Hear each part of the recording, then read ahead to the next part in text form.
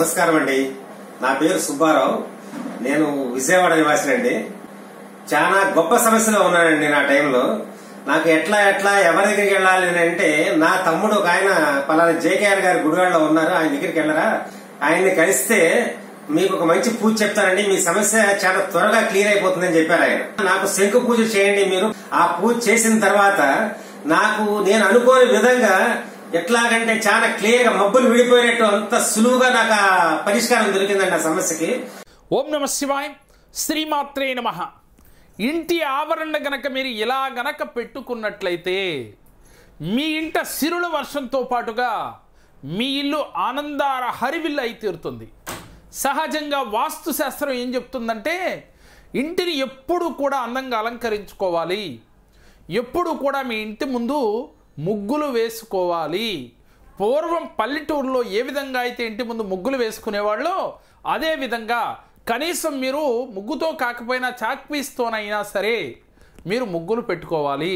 రోజు పెట్టుకోవడం కుదరని వారు పెయింట్ తెచ్చి పెయింట్ డబ్బాలతో అయినా సరే రంగుల హరివిల్లులు ముగ్గులు పెట్టుకోవడం వల్ల మీ ఇంట లక్ష్మీదేవి స్థిర నివాసే ఉంటుంది. మీకున్న ఇంటి స్థలంలో అది చిన్నదైనా పెద్దదైనా చుట్టూ చక్కగా రంగురంగుల పూల మొక్కలు పెట్టుకుని తీరాలి. అది కుండీలో అయినా పెట్టండి, లేదు ఖాళీ ప్లేస్ ఉంటే చక్కగా నేల మీద అయినా పెట్టండి. ఆ పువ్వులు రోజు పూసేటట్లుగా, అంటే వాటిని చూస్తూ మీరు ఆనందంగా ఉండాలి. ఎప్పుడూ కూడా ఇంటి చుట్టుపక్కల ఎక్కడైనప్పటికీ కూడా పూల మొక్కలు ఉన్నట్లయితే మీ ఇంట్లో ఉన్నవాళ్ళు ఆరోగ్యంగా ఆనందంగా ఉంటారు. సహజంగా పూర్వం పల్లెటూర్లు కావచ్చు, అప్పుడు చుట్టూ కూడా పూల మొక్కలు సీజన్ ప్రకారం అలాంటి పువ్వులను కూడా, అంటే బంతిపూలు కొన్ని సీజన్లో, మల్లెపూలు కొన్ని సీజన్లో కాస్తూ ఉంటాయి. మరి ఆ సీజన్ ప్రకారం కాసే పువ్వులు ఆ మొక్కలన్నిటినీ కూడా మీ ఇంటి ఆవరణలో ఏర్పాటు చేసుకుని చక్కగా వాటిని నీట్గా ఉంచుకుంటూ వాటిని పోషిస్తూ ఉంటే, ఎవరైతే ఇంటి పెరట్లో మొక్కలు పెట్టి పోషిస్తున్నారో వారి ఇంట సిరుల వర్షం కురుస్తుంది అని చెప్తున్నారు. ఎప్పుడు మీ ఇంట ముందు ముగ్గు ఉండాలి. ప్రతి శుక్రవారము కూడా మీ గుమ్మానికి పసుపు రాయాలి, రాసి కుంకుమ బొట్లు పెట్టుకుని తీరాలి. ఇలాగే మీ ఇల్లు ప్రతిరోజు కూడా గల్లుప్పుతో మీరు తడి బట్ట పెట్టుకోవాలి.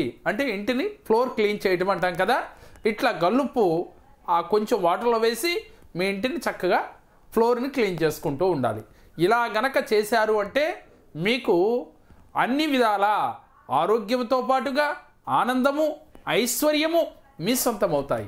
కాబట్టి ప్రతి ఇంట్లో ఉన్నవారు ఆ ఇల్లు కూడా ఆనందంగా ఉండాలి అన్నా మీరు అన్నీ కూడా చేసి తీరాలి.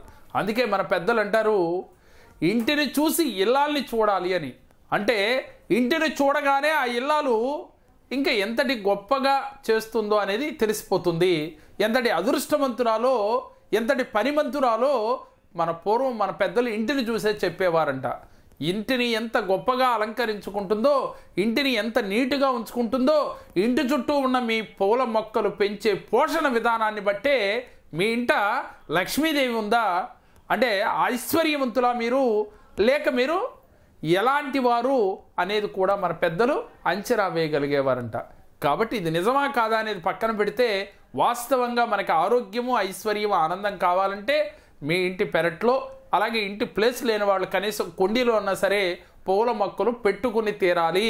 అలా పెట్టుకుంటే మాత్రం ఆనందం, ఐశ్వర్యం మీ సొంతం అవటం ఖాయం. మీ ఇంట్లో ఉన్న వారందరూ కూడా అన్యోన్యంగా ఉండగలుగుతారు, బంధాలు గట్టిపడతాయి అని మన పెద్దలు చెప్తూ ఉన్నారు. ఇది నిజమా కాదా అనుకునేవారు చేయొద్దు. నమ్మకం ఉన్నవారు ఆచరించి చూడండి, దాని ఫలితం చాలా అద్భుతంగా ఉంటుంది. మేము చెప్పిన ఈ వీడియో మీకు నచ్చినట్లయితే లైక్ చేయండి, మీ ఫ్రెండ్స్కి షేర్ చేయండి. మా మరిన్ని వీడియోలు మీరు చూడాలి అంటే మా జేకేఆర్ జెమ్ టీవీ, మా జేకేఆర్ భక్తిని సబ్స్క్రైబ్ చేసుకోండి. ఓం నమః శివాయ.